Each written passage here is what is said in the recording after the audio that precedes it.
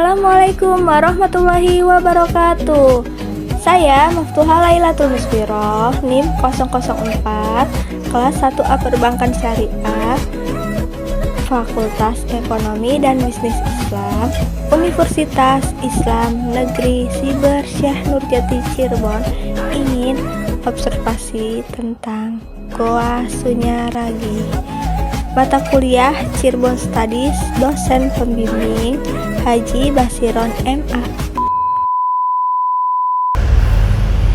Halo guys, sekarang kita ada di Goa Sunyaragi Cirebon.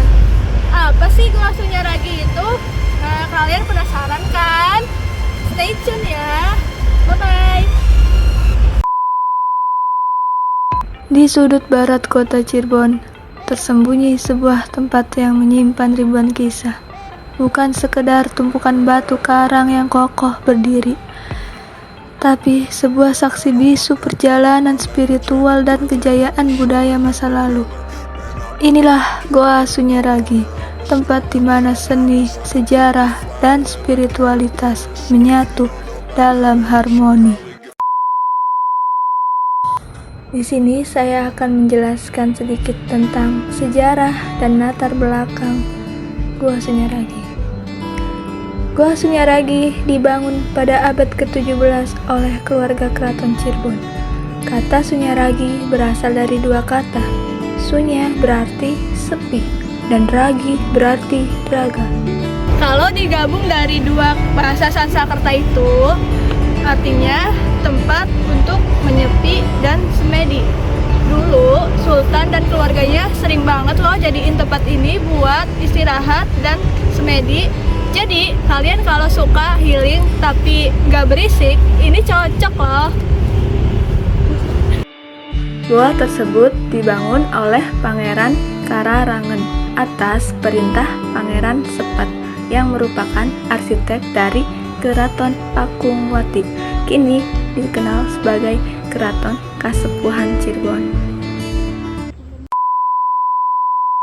Goa Sunyaragi awalnya digunakan oleh para sultan dan bangsawan Cirebon sebagai tempat bertapa dan beristirahat, jauh dari keramaian istana. Namun, fungsi goa ini tidak hanya sebagai tempat spiritual.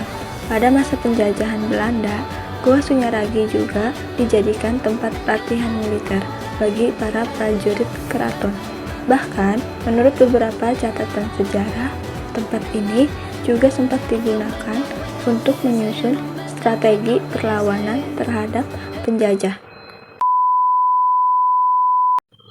Seni arsitektur dan filosofi Goa Sunyaragi.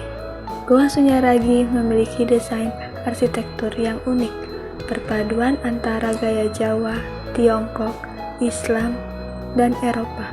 Bangunannya tersusun dari batu karang laut yang dibentuk menyerupai gua-gua buatan.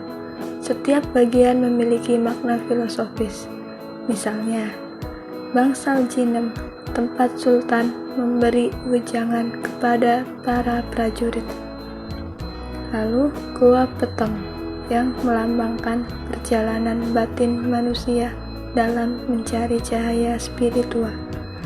Ada lagi gua padang ati, simbol hati yang terang setelah melalui masa perenungan.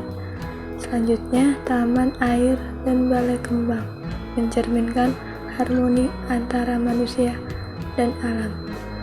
Arsitekturnya yang menyerupai karang laut juga menunjukkan hubungan erat Cirebon dengan wilayah pesisir dan perdagangan maritim.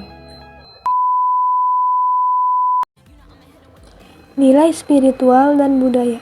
Goa Sunyaragi tidak bisa dilepaskan dari ajaran tasawuf Islam yang berkembang di masa itu.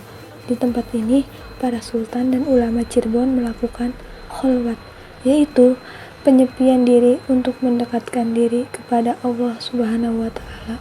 Tradisi ini mencerminkan perpaduan antara Islam dan budaya lokal Cirebon yang menekankan keseimbangan antara kehidupan duniawi dan spiritual.